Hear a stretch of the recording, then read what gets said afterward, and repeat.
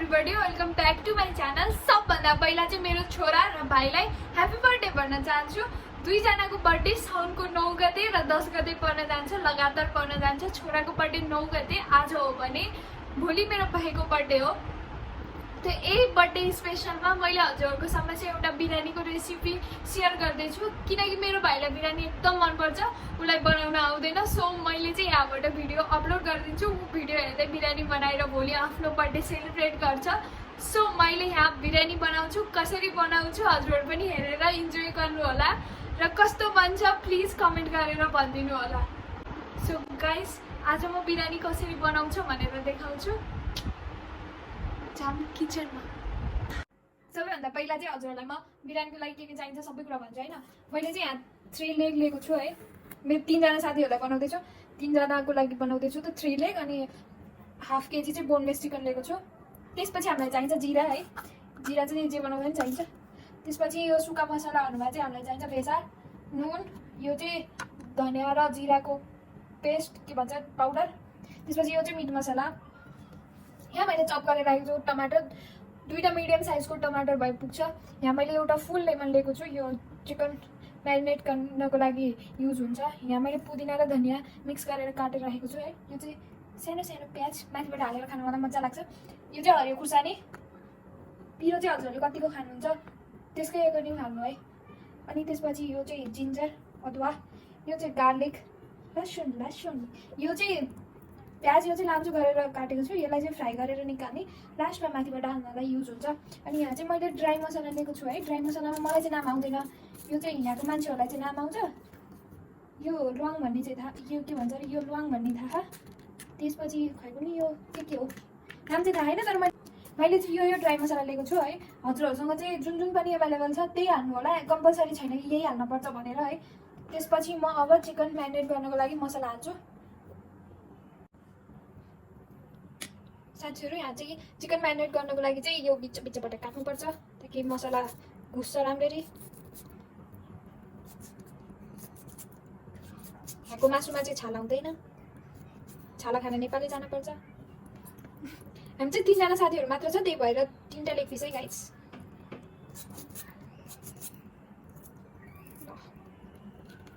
सबभन्दा पहिला चाहिँ म्यारिनेट गर्नको लागि मसला है, म चाहिँ बेसारबाट सुरु गर्छु।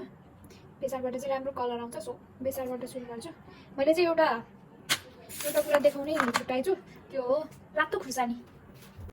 रातो खुर्सानी चाहिँ हजुरले कति पिरो खानुहुन्छ त्यसको एकोर्डिङ हाल्नु है। म त यति नै खान्छु, यति नै हाल्छु। अब नुनको पालो, नुन चाहिँ पछि प्याजहरू पनि हालेको हुन्छ, सो थोरै हाल्नु होला। मेरो नुनमा चाहिँ सब बेसार घुसेर यस्तो भएको छ। त्यसपछि हजुरहरूले हाल्नु चिकन मसला। चिकन मसला नि अहिले हाल्दिनु, चाहिँ जिरा र धनियाको पाउडर। यति मसला हाल्दै पराउनु। त्यसपछि अलिकति म हाल्दैछु यहाँ कस्तुरी मेथी, थोरै ग्रिन।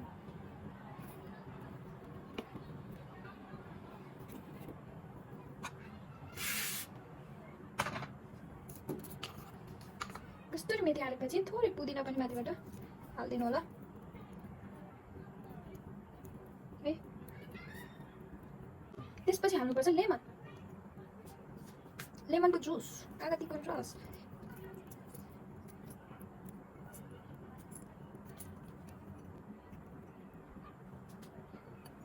एउटा पुरै हाल्दा धेरै हुनसक्छ, सो मैले चाहिँ आधा अलिकति मात्र हालेर। अब यसलाई राम्ररी मोल्नु, म चाहिँ हातै युज गर्छु है, हातले जस्तो राम्रो अरू यसरी मोल्दिनँ।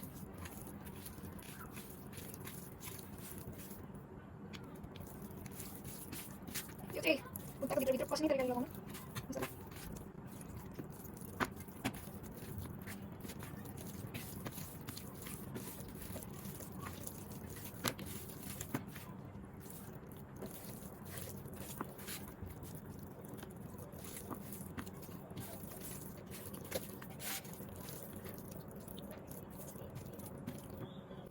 त्यसपछि हजुरहरूले दही चाहिँ अप्सनल है, हाले नि हुन्छ नहाले नि हुन्छ, बट बिरयानीमा दही नहाल्यो भने त मिठै भएन नि।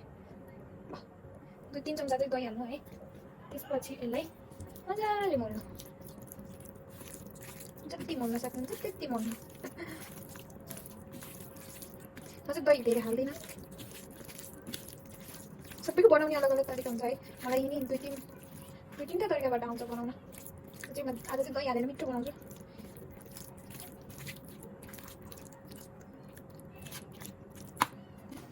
गाइस यो रेडी भइसक्यो। अब म यसलाई बिस्तारै बिस्तारै यो कटौरीमा हाल्छु किनकि यसलाई आधा घण्टासम्म राख्नुपर्छ। फ्रिज छ भने हजुरहरू फ्रिजमा राख्नु है आधा घण्टासम्म। फ्रिज छैन भने चिसो पानीमा यो कटौरीको आधा औँली जति पानी हालेर भिजाएर राख्नु है। यहाँ भित्र चाहिँ पानी जान नदिनु नि फेरि। मैले चाहिँ यसलाई मसला लगाएर रेडी गरेँ।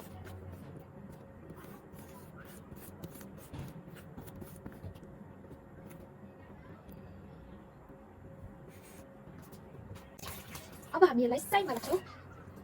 आधा घण्टाको लागि रेस्ट गर्न दिन्छौँ है। चिकन त्यस्तो देखिन्छ है गाइस। अब चाहिँ हामी चामललाई भिजाएर राख्छौँ है। म चाहिँ कटोरीबाट मेजर गर्दैछु सानोबाट। कटोरी यो चाहिँ हामीले नर्मलवाला चामल लिएको है। घरमा चाहिँ सबै चामलले बनाइने हुन्छ। बाहिर लामो बासमती खानु होला भने बासमती बनाइदिनु हुन्छ है। सो हामीलाई चाहिँ यति इनफ हुन्छ तिनजनालाई। सो तिमी आफ्नो परिवारमा जतिजना हुनुहुन्छ त्यतिजनाको एकोर्डिङ चामल हालेर बनाउनु है। यो चाहिँ मैले कटोरी किन लिएको भन्दाखेरि यो पछि पानी मेजर गर्न पनि हेर्नुहुन्छ। सो मैले त्यही गरेर लिएको।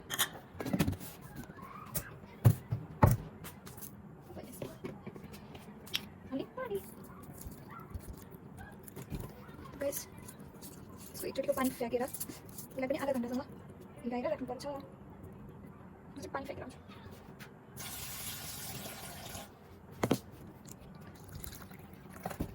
गाइस मैले यसलाई पनि भिजाएर राख्छु। यसलाई पनि आधा घण्टापछि बल्ल भेट्छु।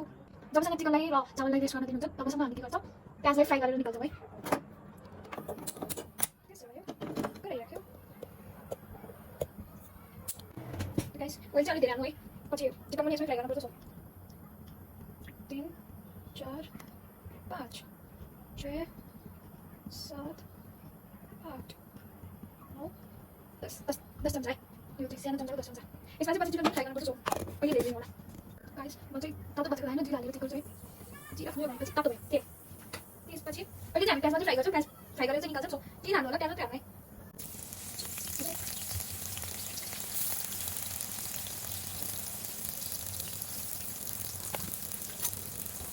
जब बोल्नु नहुन्छ नि गाइस।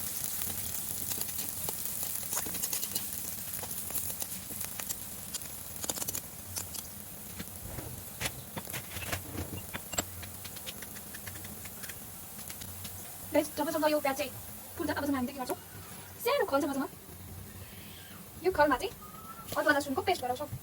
लसुन भएर अदुवा भएर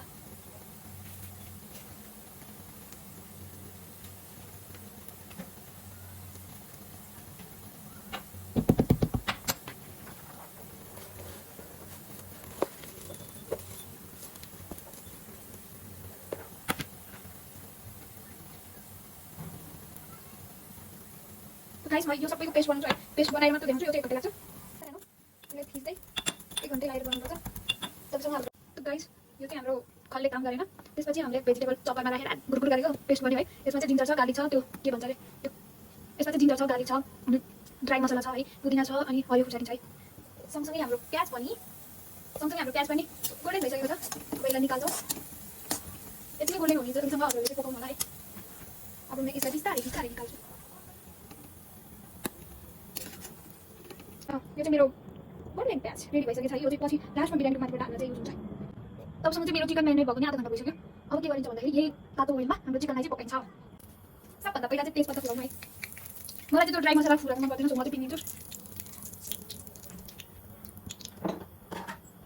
तर मेरो साथीहरूलाई चाहिँ बिरयानी खाँदा ड्राई मसला चाहिन्छ। सो मैले चाल्छु यति मात्र। मलाई त खाँदाखेरि बिचमा आयो भने हाँस उठ्छ। म चाहिँ मेरो भाइको लागि स्पेसली बनाएको भएर कोही हेल्प गरिरहेको छैन है। नत्र अरू बेला चाहिँ हेल्प गर्छ है। सो मैले चाहिँ पाकिसकेको छ। अब हामी चिकन हालिन्छ बिस्तारै बिस्तारै माइग्रेन बिस्तारै बिस्तारै चिकन हाल्नु है।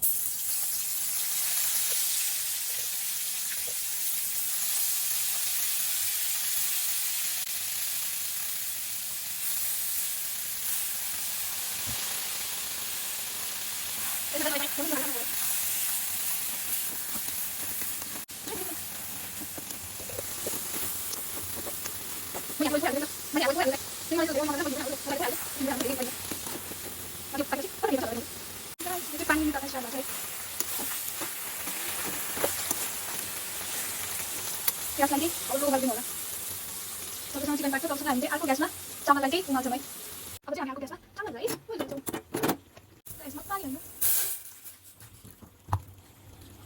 चामललाई चाहिँ हामी 80% सम्म पकाउँछौँ है।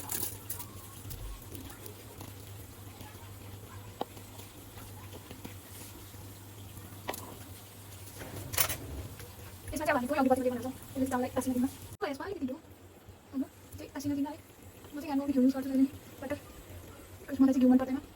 अलिकति बटर युज गर्छु। यसलाई हामी 80% सम्म कुक गर्छौँ।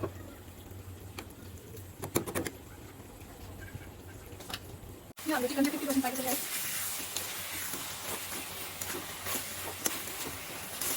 50% पाकेपछि म यसमा टमाटर हाल्छु। धेरै चाहिँ बिरयानीमा टमाटर हाल्दैन, मलाई चाहिँ मन पर्छ किन हो। म चाहिँ आफ्नो स्टाइलले बनाउँछु, कसैको सुन्दिनँ। अब यसमा हामी हाल्छौँ यो जिन्जर गार्लिकको पेस्ट।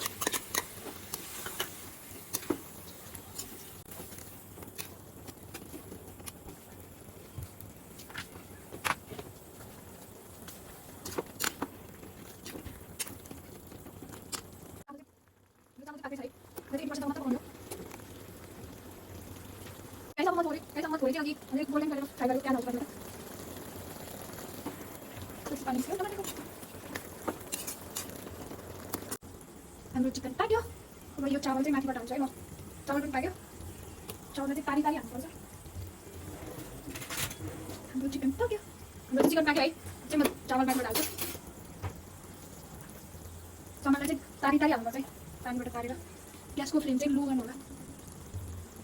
त्यसरी हाल्छु मैले। 85% पाकिसक्यो है। गाइस मैले चाहिँ सबै चामललाई चाहिँ पानीबाट कभर गरिदिएँ।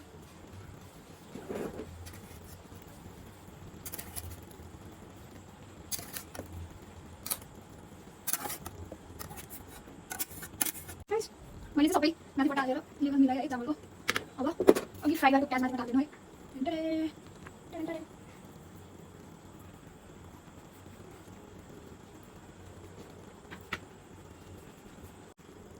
धनिया र अनि धनिया पुदिना चाहिँ मैले हाल्दिनु है।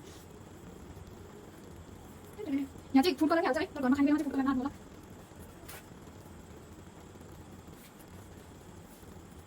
गाइस मेरो बिरयानीलाई म 10 मिनेटसम्म ढाकेर लो फ्लेममा पकाउँछु। गाइस यो चाहिँ 5 मिनेट भइसक्यो है। सो गाइस यो चाहिँ 5 मिनेट भइसक्यो है। म चाहिँ केयरफुली निकाल्छु। यसमा हामी अब हाल्छौँ बटर। बटर नभए हजुर चाहिँ घिउ उठाउनु होला है। इसमें व्हाइट बटर छ। सो व्हाइट बटर नि हाल्दिन्छु म। मसँग चाहिँ व्हाइट बटर छ, सो व्हाइट बटर नि हाल्दिन्छु है। हजुरसँग जस्तो बटर छ त्यस्तै हैन भने घिउ बिचमा चम्का हाल्दिनु होला।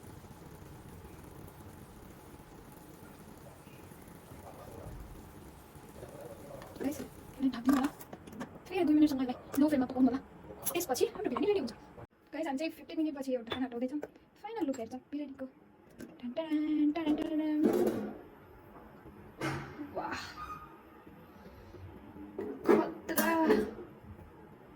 Bismillah. अब यसलाई म सर्भ गर्छु।